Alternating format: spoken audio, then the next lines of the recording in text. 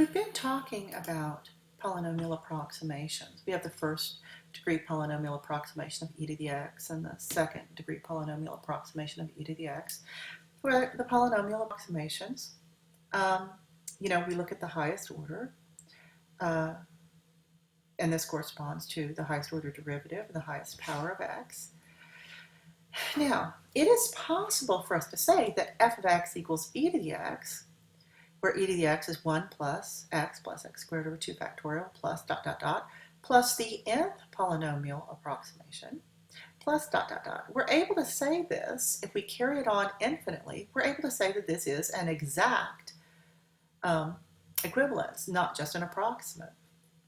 And it turns out that if x is a variable, and we can write the sum as n goes to infinity, from 0 to infinity of a sub n x to the n. And if we can write it this way, a naught plus a1x plus a2x squared plus dot dot dot plus a to the n x to the n, and so on, this is a power series.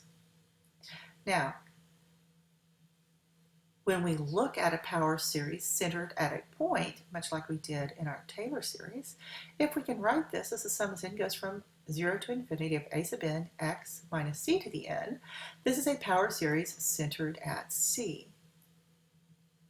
So let's look at these power series. The sum as n goes from 0 to infinity of x to the n over n factorial.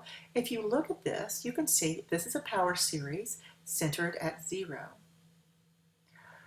While this series right here, I don't care that this is a minus sign. That doesn't bother me at all. I'm just looking at this term right here. X minus 1, or x plus 1, is centered at x minus c. So what does this tell me? C has to equal negative 1. So this is a power series centered at c equals negative 1. Well, this series right here, again, we're just looking at this function, this part of the function right here. X minus 1 has got to equal x minus c. So in this case, c is equal to 1. So this is a power series centered at c equal 1.